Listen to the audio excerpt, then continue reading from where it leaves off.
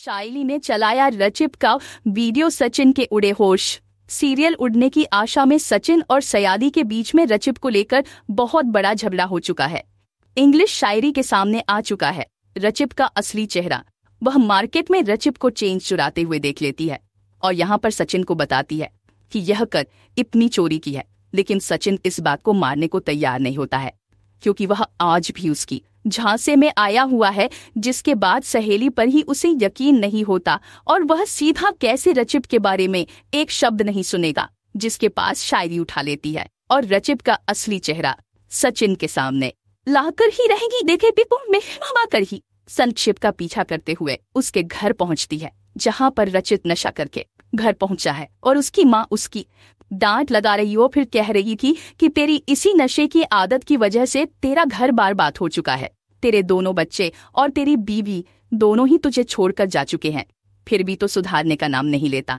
तुझे तो अच्छा था कि जेल से तुझे छुड़ाना नहीं चाहिए था। तुम बचपन से चोरी करते आ रहा और तेरी आदत जुर्म बन चुकी है। इस आदत से हमारा शहर भी छोटा और तेरा परिवार टूट चुका है, फिर भी तुझे देने का नाम नहीं लेता। जिसके बाद रचित अपनी ही मन को धक्का देती है, आगे बढ़ जाता है। व्हाट्सएप सस्ती यहाँ पर लानी पड़ जाते हैं तो आज उनके पैसों से और चोरी चकारी से अपना पेट भर रहा है। तुझे शर्म आनी चाहिए। यह सब कुछ शायरी रिकॉर्ड कर लेती है और दूसरे दिन सुरक्षित को सचिन के साथ घर बुला दिए और उनके खाने पर इनवाइट करती है और सारी रहती है कि मैं उससे माफी मांगना चाहती हूँ, मुझे बहुत बड़ी गलती हो गई, इसलिए तो मुझे घर लेकर आना। और सचिन यहाँ पर रचित को लेकर पहुंचता है घर, जहाँ पर शायरी चलती है रचित का वीडियो। जी हाँ दोस्तों, और उसे औरत को और सुरक्षित की माँ को भी घर लेकर आती है, जहाँ पर वह दोनों ही खुलासा करते नजर आते और रचित की मैन खुद बताती है सारा सच की शायरी सच कह रही है।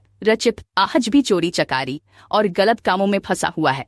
दूसरी तरफ वह जिसकी चैन उसने तोड़ी थी वह भी उसे पहचान जाती है। इसके बाद यहाँ पर रचित की होश उड़ जाते हैं और सचिन के भी सचिन को समझ ही नहीं आ रहा होता है कि वह रचित की माँ को कैसे अनदेखा कर सकता है, क्योंकि मन तो कभी झूठ नहीं बोलेगी। और सचिन के सामने रचित की माँ हाथ जोड़कर ही रहती है कि तुम कैसे भी मेरी बेटी कोई सुंदर से निकाल लो। मैं तुम्हारे बारे में बहुत सुना है कि जेल में रचित और तुम बहुत अच्छे दोस्त थे, मेरे बेटे को बचा लो। तभी वहां पर पुलिस भी आती और रचित को गिरफ्तार करके ले जाती है, क्योंकि उसे पर इतने सारे एग्जाम लग चुके हैं। तो देखना दिलचस्प होगा कि सचिन के सामने जैसे रचित का असली चेहरा आएगा, कहानी में वह कहीं क्या नया मोड़ लेकर आता है।